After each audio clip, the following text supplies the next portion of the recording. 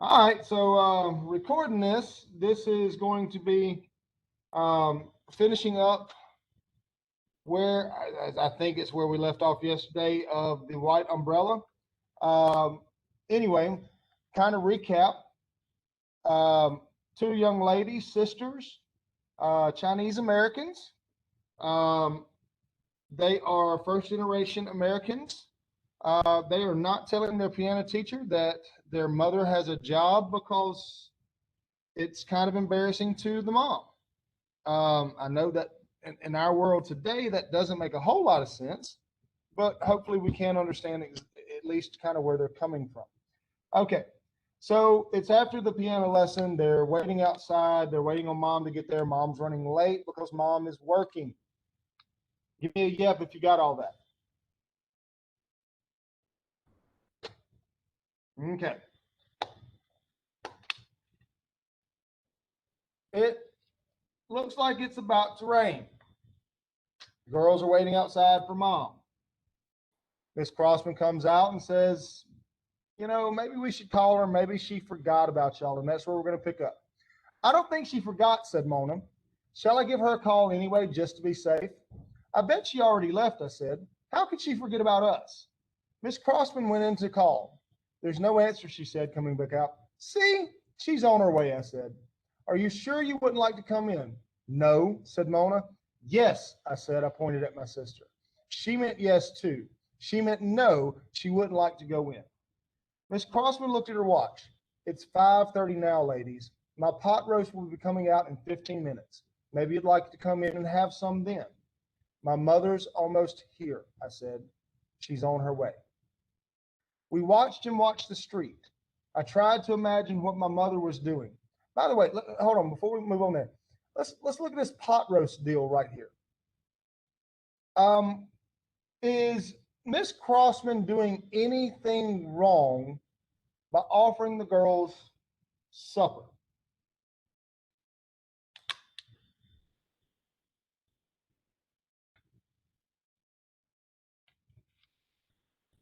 I've got a no and I've got a yes. If you will, put your chat on public, guys. That way we can kind of have a discussion about it.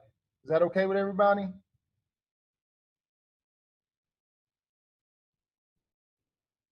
Okay. So I've got some no's and I've got some yeses.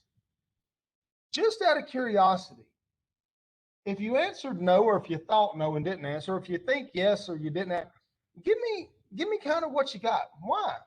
Explain your answer. I'll give you a minute.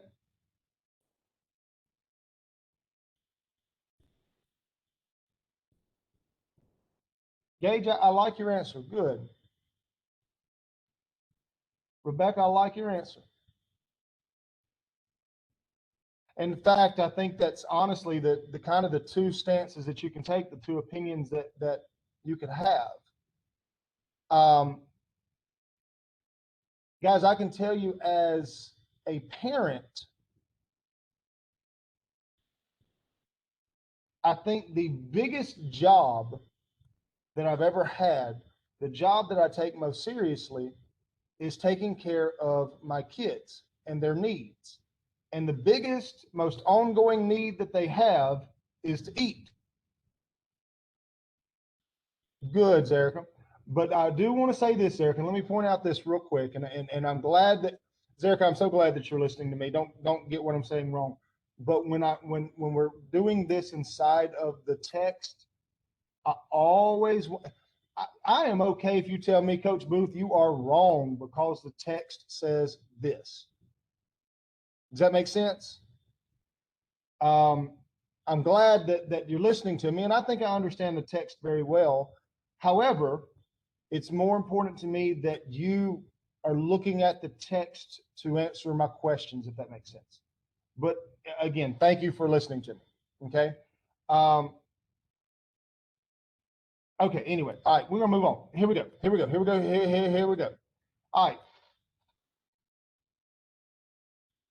To offer somebody else's kids supper can be a personal type thing, and I'm just kind of throwing that out there. This is the last time it's mentioned. It's not a big deal, but again, kind of catch that. Okay.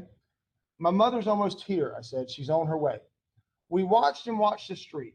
I tried to imagine what my mother was doing. I tried to imagine her writing messages in the sky, even though I knew she was afraid of planes.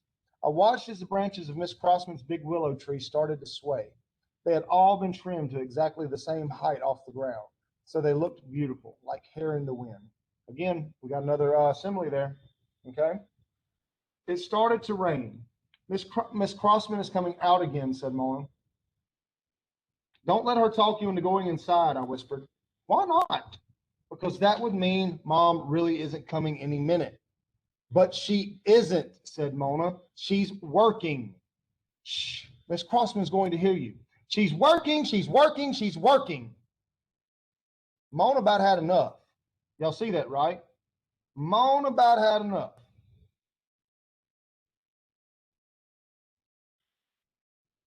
I put my hand over her mouth, but she licked it, and so I was wiping my hand on my wet dress when the front door opened. We're getting even wetter, said Mona right away. Wetter and wetter. Shall we all go in?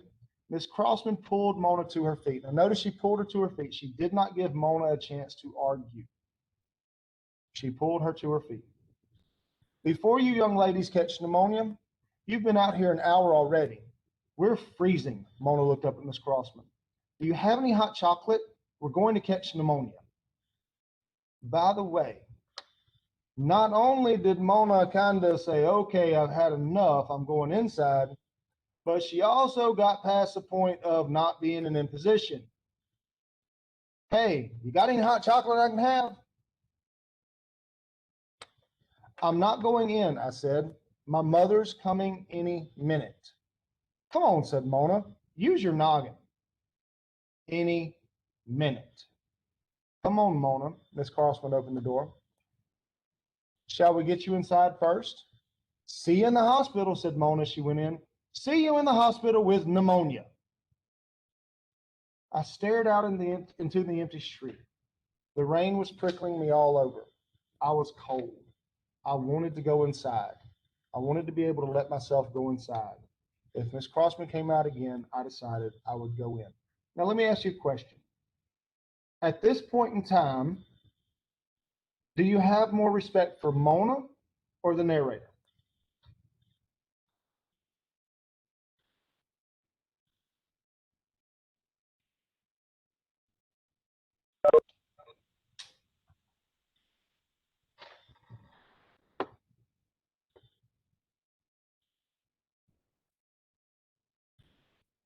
I've got 3 people answered. Come on now, I need more than 3 people. I had more than 3 people a while ago. All right, there's 4. Hey guys, hold on one second. I've got somebody come see me. I'm gonna put it on pause real quick and mute it, and I'll be right back.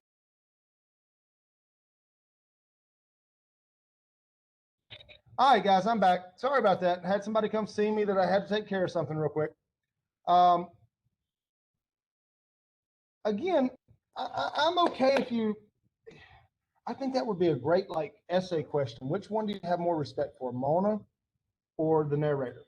Because it's like they're on opposite sides of what they're believing right here. Okay.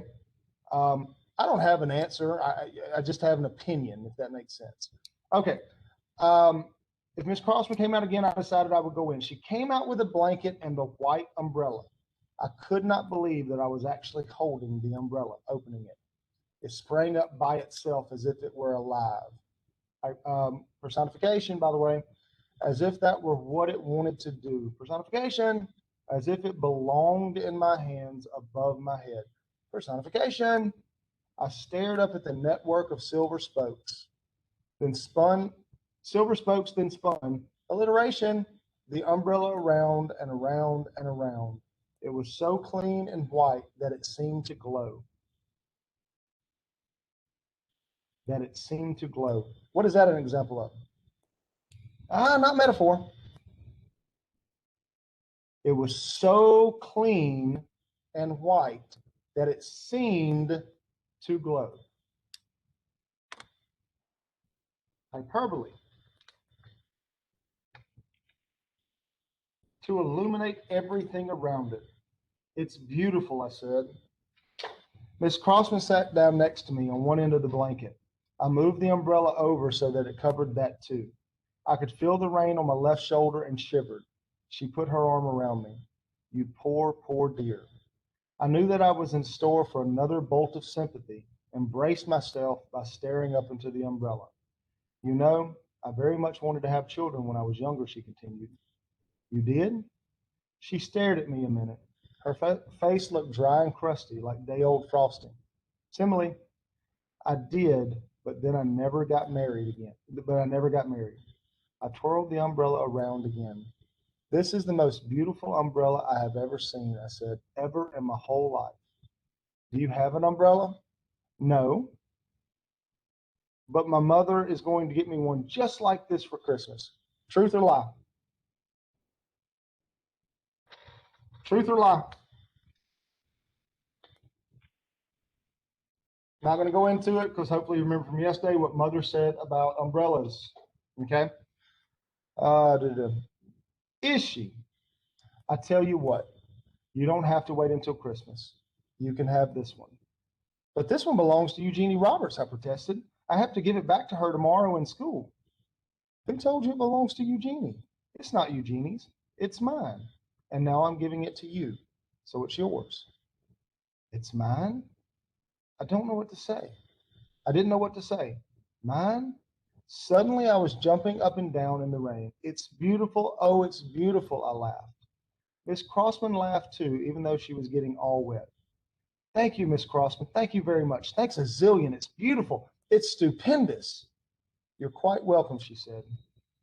Thank you, I said again, but that didn't seem like enough. Suddenly, I knew just what she wanted to hear. I wish you were my mother. How many of y'all just kind of made a face and like,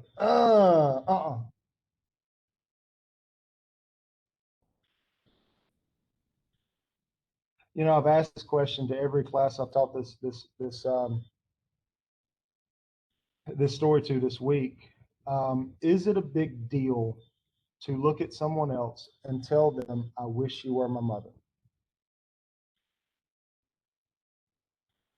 You know, the answer that I've gotten all week, and I'm assuming it's probably the answer that if we were able to actually have a real conversation, that you would tell me, is it probably depends on the relationship that you have with your mother. I cannot imagine ever looking at someone and telling them, I wish you were my mother. And the reason I cannot imagine that is because I honestly believe I had the best mother in the world. I had one young lady in here who doesn't have a relationship with her mother, and she says, I say it to people all the time.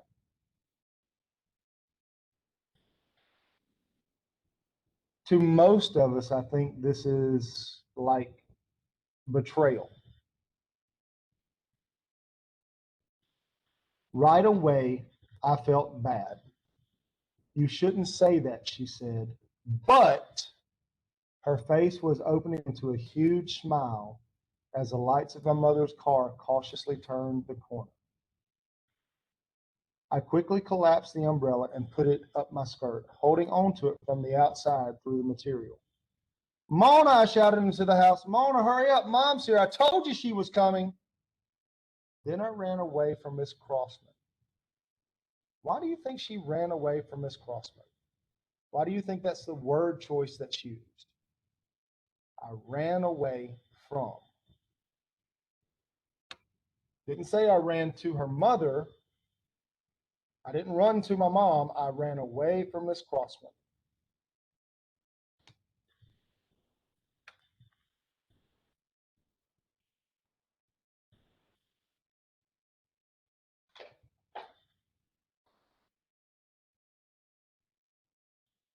Gage, I think that's it in a nutshell. She felt guilty.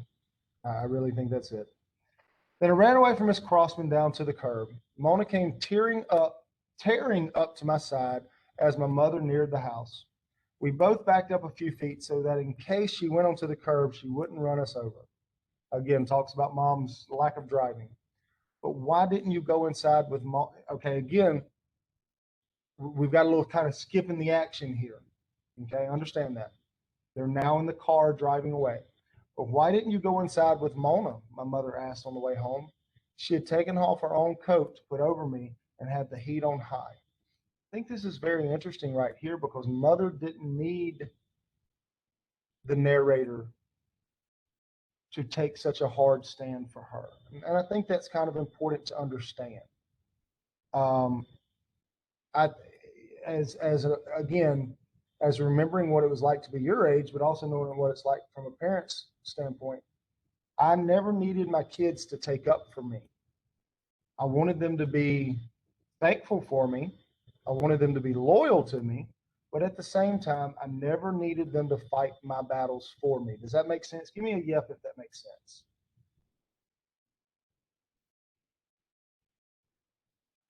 To me, in my opinion, that's just a sign of a good parent. Okay. Okay. But why didn't you go inside with Mona? My mother asked on the way home. She had taken off her coat, put it over me, and had the heat on high. She wasn't using her noggin, said Mona, next to me in the back seat. I should call next time, said my mother. I just don't like to say where I am. That was when she finally told us that she was working as a checkout clerk in the A&P. Now, the A&P is a grocery store that's no longer around. It was a smaller grocery store like a Greer's or a Piggly Wiggly or, maybe even a Winn-Dixie. It wasn't like a Super Walmart. It wasn't like a Whole Foods or a Publix. It was a smaller one, okay? She was supposed to be on the day shift, but the other employees were unreliable, and her boss had promised her a promotion if she would stay until the evening shift filled in. Now, here's the only thing I want to point out about this job. If you remember at the beginning of the story, when the sisters were talking about what job they thought their mother had, everything was kind of respectable. Like the person who, hold on.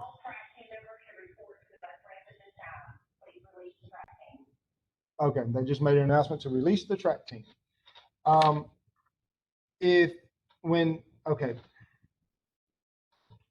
The perfume sprayer. They don't even have those in the mall anymore, but used to in department stores. You'd walk in and there would be a lady there that would ask you, hey, would you like a free sample of Polo? Or I honestly, I don't even know what perfumes and colognes are even popular anymore. But whatever the latest, greatest was, they would like put a spray on your wrist and let you rub it in. And that way they're trying to talk you into buying it, right? Now, that's not like the greatest job in the world, but as far as someone who doesn't have any skilled labor, it's not a bad job, right? Or working for a florist. Well, who hates to see a florist coming? Everybody loves to see the florist coming because it means you got flowers. Kind of respectable jobs, right? To be a clerk at the A&P, it's not quite as exciting or not quite as respectable is probably not the right word. In fact, I know it's not the right word. But probably not as exciting. Exciting is probably the word that I want to use here. Okay? For a moment, no one said anything. Even Mona seemed to find the revelation disappointing. A promotion already? She said finally. I listened to the windshield wipers. You're so quiet, my mother looked in the rearview mirror. What's the matter? I wish you would quit, I said after a moment. She sighed. The Chinese have a saying, one beam cannot hold the roof up. But Eugenie Roberts' father supports their family. She sighed once more. Roberts' father is Eugenie Roberts' father, she said. As we entered the downtown area, Mona started leaning hard against me every time the car turned right, trying to push me over. Remembering what I had said to Miss Crossman, I tried to maneuver the umbrella under my leg so she wouldn't feel it. What's under your skirt? Mona wanted to know as we came to a traffic light. My mother, watching us in the rearview mirror again, rolled slowly to a stop. What's the matter? She asked. There's something under her skirt, said Mona, pulling at me. Under her skirt? Meanwhile, a man crossing the street started to yell at us. Who do you think you are, lady? He said. You blocked the whole crosswalk. We all froze. Other people walking by stopped to watch. Didn't you hear me? He went on, starting to thump on the hood with his fist. Don't you speak English?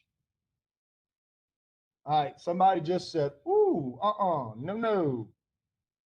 That's rude. Anybody react like that right there to that little exchange?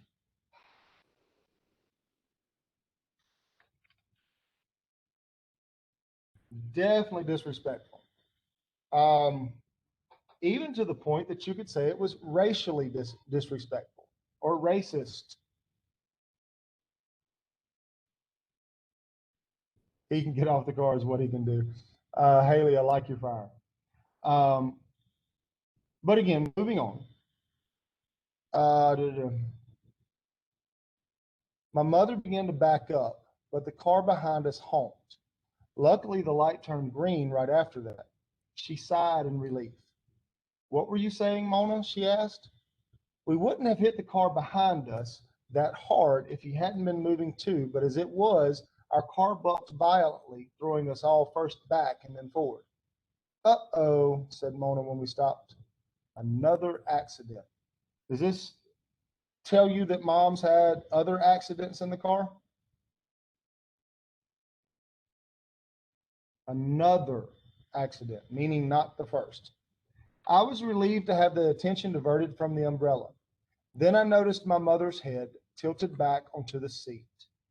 Her eyes were closed. Mom, I screamed, Mom, wake up. She opened her eyes. Please don't yell, she said. Enough people are going to yell already.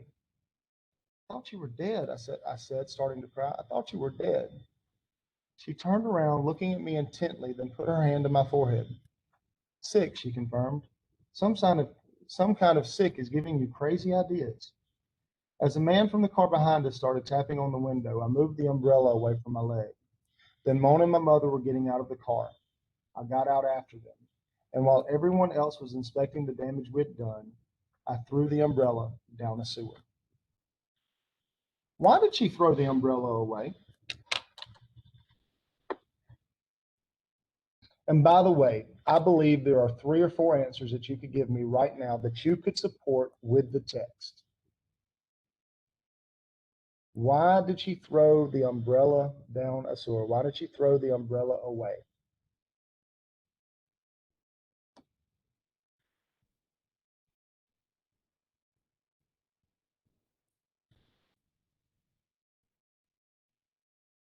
Guilt about what?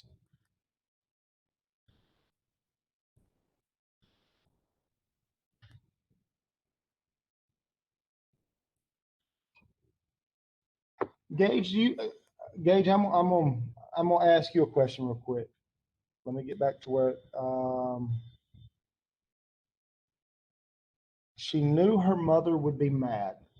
Do you think if you're worried about somebody being mad, then that's more about you than about them?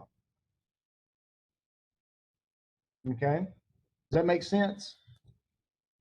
Do you think that it's her mother's anger that's concerning her right now?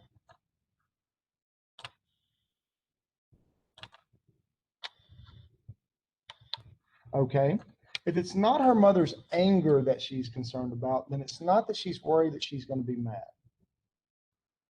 I mean, I think you're kind of on the right track. But again, it's not about mom being mad. Haley said she felt bad and didn't want her mom to see it because her mom said she had a raincoat. Again, that's on the surface. I want to go a little bit deeper. Okay. Why did she throw it away? Her mother's reputation. I think we're getting close, Gage. I really do.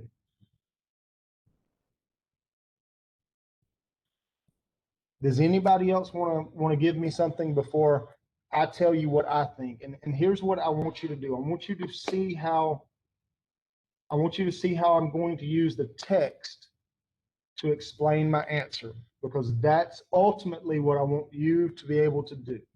Okay? Anybody else got an answer?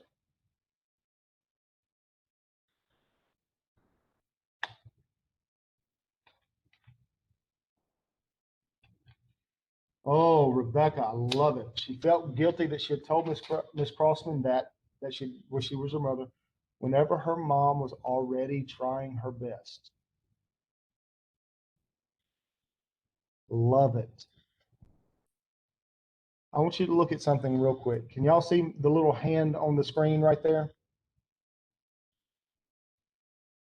Okay. All right. I was relieved to have the attention diverted from the umbrella. Then I noticed my mother's head tilted back onto the seat. Her eyes were closed.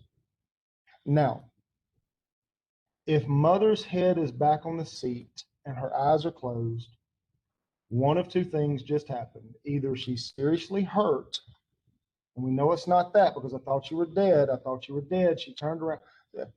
Please don't yell. Enough people are going to yell already. Now, let's analyze some things that we know from the story. Okay? Dad was embarrassed that mom had to get a job. But they're trying to save face by saying it's not because we need the money. And we established early on that we didn't believe them. Of course they needed the money. If they didn't need the money, then mom wouldn't be working. Okay? Mom takes a job that is not as glamorous as what the girls thought. In fact, I don't imagine there's many jobs that she could have taken other than a grocery store clerk that would have been less glamorous. Her mother was already about to be given grief by who she crashed into. Yes. Imagine the day her mother has had. Okay. Now, some of this is speculation. Some of it I think I could back up with the story. A mother had to go to work, and that's already kind of weighing on her that she's got to go to work. Okay. When she finally gets to come pick up her children, she's over an hour late. As a parent, that doesn't make you feel good. Not only is she an hour late, when she gets there, her daughter is sitting out in the rain because her daughter is trying to save face. Does the word saving face, does that make sense to y'all? Okay. Daughter's trying to save face. I can just imagine that her day at work was rough because she had to cover for other people. Not to mention that people really aren't nice to cashiers at the grocery store. But it doesn't say that. I'm just from personal experience. Grocery store cashiers usually catch all of the brunt when customers get rude. Now, the daughter who has been waiting out in the rain looks at her and says, I wish you would quit. Some other girl I know, her dad can provide for them. So now she's been compared to other parents, not in a good way.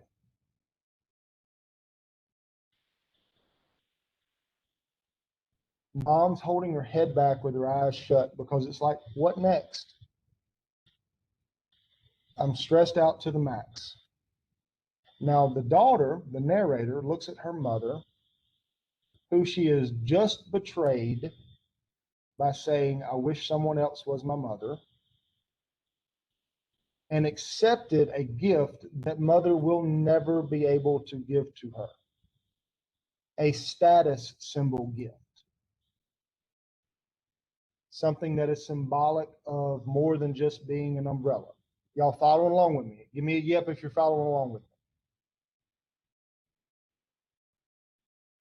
I don't know about y'all, but if that's my mama I'm looking at, who loves me and takes care of me and is doing everything in her power for me and is having a rough time, and I just betrayed her, and the object that centers around that betrayal,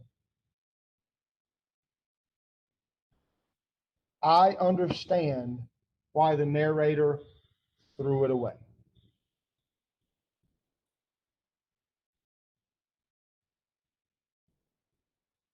Please don't yell. Enough people are going to yell already. It's a rough day.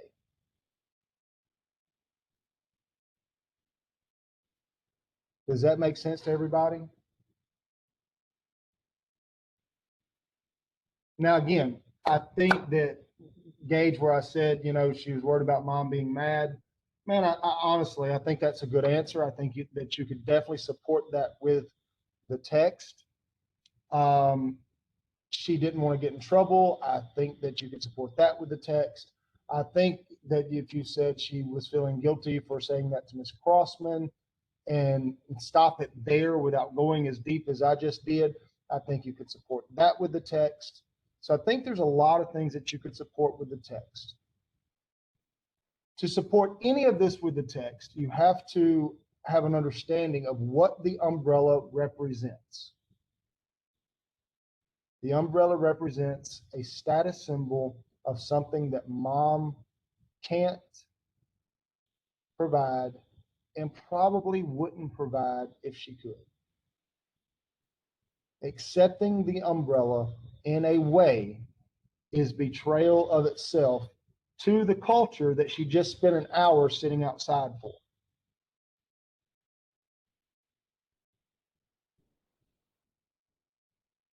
Guys, that's pretty much the white umbrella. Anybody got any questions on the white umbrella?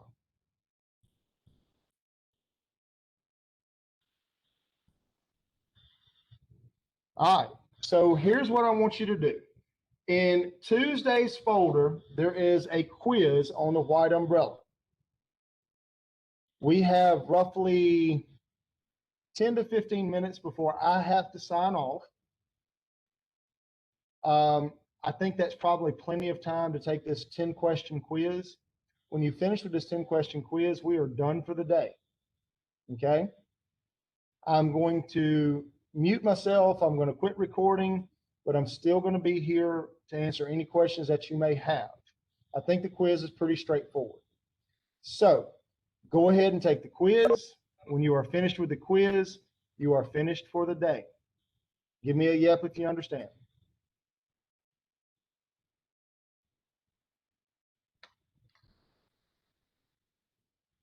Good deal.